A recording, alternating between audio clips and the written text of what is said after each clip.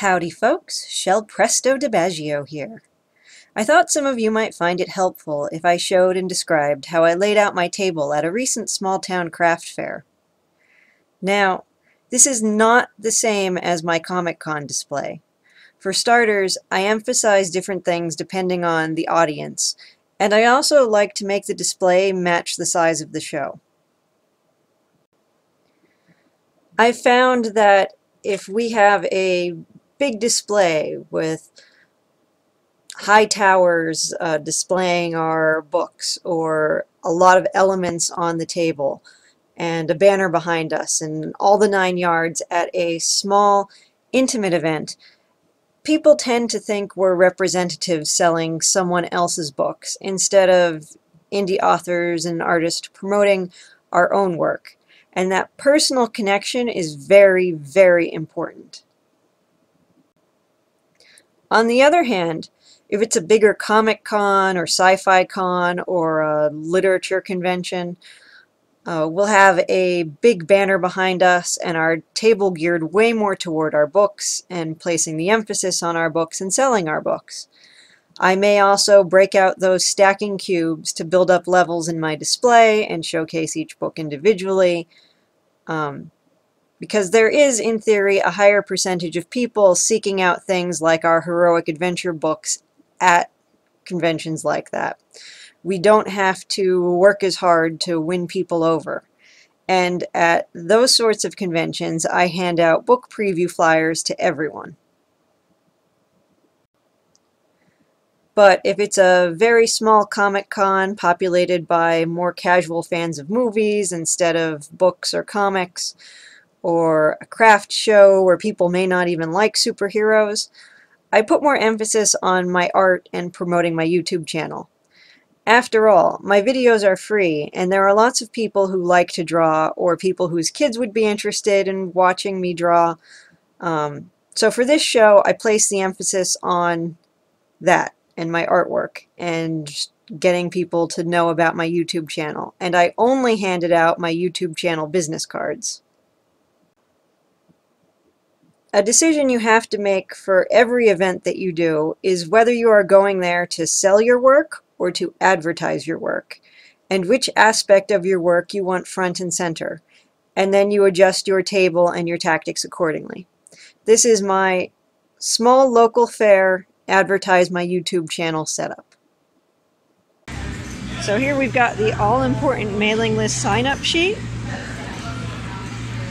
And I always keep this toward the front of the table so that I don't have to hand it back to people. They can just sign up if they want to. I actually get more signatures that way if I just kind of let people browse. Then, of course, we've got the books. We got this nice rack to display the books on. And then we leave the middle row blank, so that you can clearly see the covers behind it. And I find some people don't like to actually touch the books, even if I tell them to, so I have one book with the back facing this way so people can read what the book is about. I have everything very clearly labeled with price. That's very important. I've got our audiobooks below it. And then always keep your business cards toward the front of the table so that people can take them. Also, I really enjoy these business cards because they look like trading cards on one side, and then on the other side, they're our business card. And people can get excited by those, and then they want to take a bunch, and well, that's good. The all-important "we accept credit card payment" sign.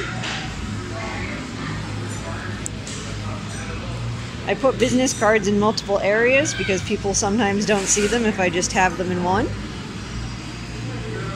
And then I always have my best art on display, which is usually my newest art.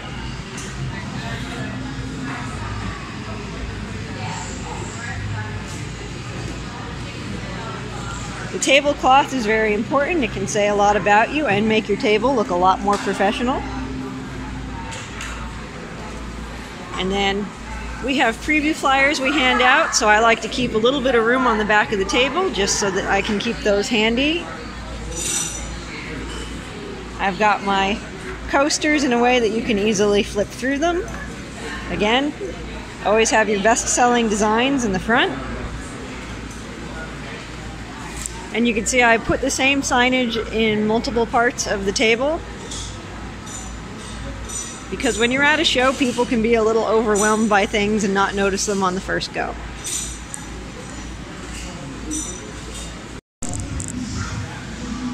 Also, these plastic signs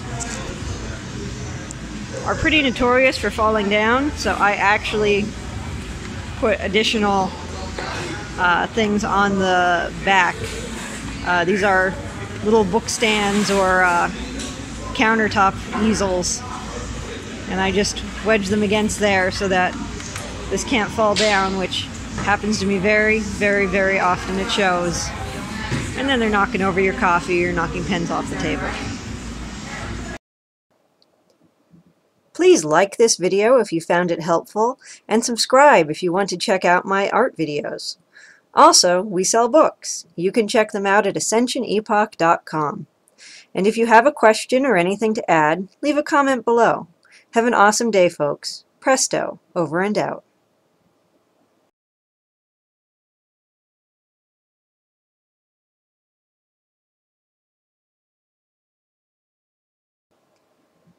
Conventions and craft fairs can be good or bad for your self-esteem, depending on how you do at them and how people react to you.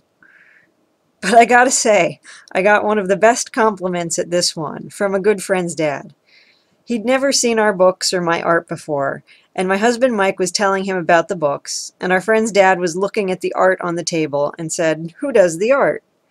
And Mike said, "She does," and pointed at me. "She does all the art." And my friend's dad's eyes got wide as saucers, and he goes, "Holy!" I try to avoid curse words on this channel, but you know the exclamation. Mike says, "Didn't Russ tell you she draws?" And Russ's dad says, "Yeah, he told me she draws, but I didn't expect her to be any good. This is the sort of stuff you see in graphic novels."